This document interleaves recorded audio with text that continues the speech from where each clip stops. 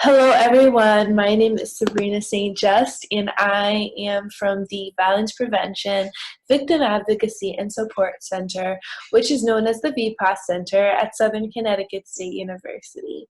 I am so happy that you have joined me today. Shortly, I am going to be sharing a presentation with you all on bystander intervention. Bystander intervention is such an effective way to make a difference in the lives of others and has such a powerful impact on the entire OWL community. This presentation is just a brief overview of the 3Ds of bystander intervention work that we do at the VPAS Center and the outreach topics we address from the VPAS Center as well. In all of our work, we want to empower owls to make safe, healthy, and respectful choices and to know where they can go to get support and resources if necessary. I hope that you will be viewing some of our other YouTube videos, attending some of our other programs and events, or maybe even volunteering with the VPAS Center. Be sure to follow us on Facebook and Instagram too at VPAS SCSU. Enjoy the presentation. Bye for now.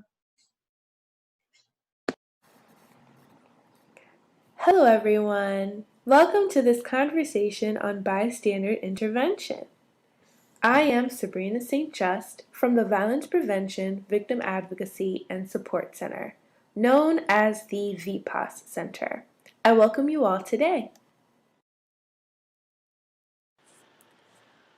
So we spend a lot of time getting to know students on campus.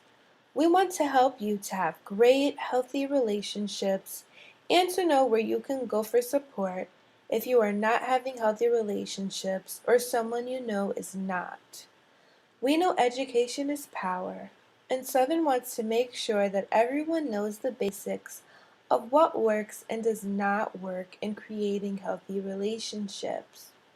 We offer many educational programs and events, both virtually and in person, on topics that fall under Title IX and on bullying.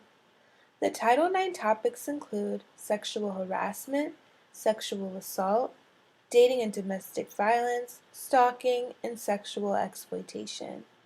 A major part of our prevention education mission is to have students become active bystanders.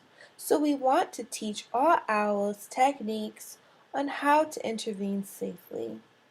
This brief presentation will give you a sample of the bystander intervention tools we teach. In all of our efforts, we aim to empower all owls so we can work together to create a healthy, safer, and respectful community. We have to support one another. We are responsible for ourselves and for those in our communities.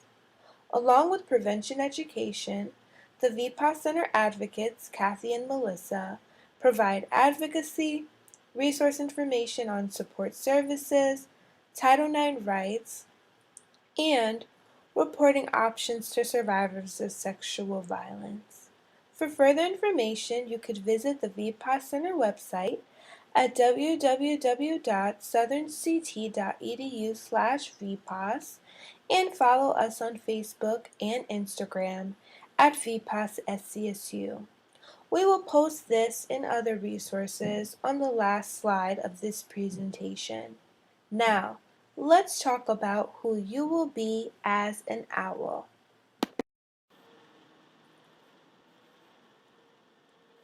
We are all bystanders. The question is, will you choose to be an active bystander?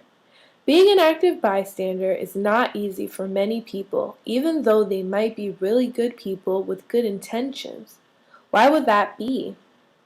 It can be hard because you may feel like, it's none of my business. I'm not sure if the person needs help. I'm not sure how to help. The repercussions of helping along with other reasons you may have. Then why would some people be active bystanders and help others? They may feel that they would want someone to help them. They have seen others intervene and help someone before. Someone helped them, or maybe it is a friend that they care about. Again, I understand that intervening can be difficult, not safe, and just too scary for some, and I am not judging anyone if you have not intervened in the past or choose not to in the future. I just want to provide you with some tools and options that you can use to intervene, if safe, when you recognize a problematic situation. I say if safe because your safety is important and you need to assess the situation before you act. You will see that even if you delegate or refer to another person or agency, that you will certainly still be helping others. There are 3 things to consider when being an active bystander. Recognize what's happening, determine the response style that fits you and what'll work best in the situation, and the possible referral resources you may be able to offer. First, you will need to recognize what is happening. That's where education can help. Again, the VPAS Center educates on topics that fall under Title IX, including sexual harassment, sexual assault, dating and domestic violence, stalking, and sexual exploitation, and also on bullying. Education is power and provides you with information that can help you determine what are acceptable behaviors and those that are not. Second, you can critically assess the situation and determine which response would best fit and be the safest choice. Lastly, you can always refer someone to on and off-campus resources that may be helpful. These bystander intervention skills, including the 3Ds, can be used for a multitude of situations as well, including drug and alcohol abuse, racism, and mental health issues. Remember that it may not be safe to intervene directly or even to distract, and you need to keep safety as a priority. You can always remove yourself from the situation, and if possible, delegate by calling for or getting help at the time of the incident or even later if that is safer. As I mentioned, every situation is different and every person is different. You may find that you are comfortable using all of the 3Ds: direct, distract, and delegate, or only one or two of the Ds may work for you. You get the point. There also may be times that using only one of the Ds would be a safe way to intervene, so that will help determine the intervention used. We will provide an example of using the 3Ds in a scenario shortly. To review quickly, direct intervention is being direct in a situation. You have no problem telling it like it is.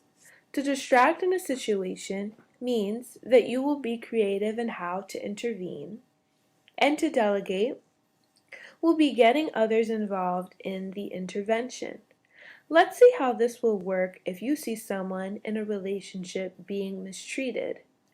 I ask you to think about how you might safely and effectively intervene in the scenario. While you are hanging out with a group of friends in the Farnham lobby, B shows up and roughly grabs A's arm and pulls A aside, saying, "This is my partner." You watch the conversation from the corner of your eye and notice that A is being ridiculed and yelled at for hanging out with friends. A is apologizing and looks really frightened. This scenario is showing a very unhealthy relationship whereby physical and verbal abuse is present. No one should speak to someone like that or grab someone's arm and pull them aside in this manner. These behaviors are a violation of Southern's sexual misconduct policies and Student Code of Conduct, falling under intimate partner violence. Aside from that, we know that this is not a healthy way to act, nor is it respectful or safe. Let's go to the next slide to see the way that the 3Ds could be used to intervene, help in this scenario. As I review these responses, I ask you to think about what would work for you as an active bystander helping in this situation. So the first form of intervention we have here is direct. Examples of being direct include, "Stop it, that's not right, talking to them like that." Or something like, "Are you okay? That was pretty harsh." The next form of intervention we have here is the distract. These examples include, "Were you in my math class last semester? How'd you do on that final?"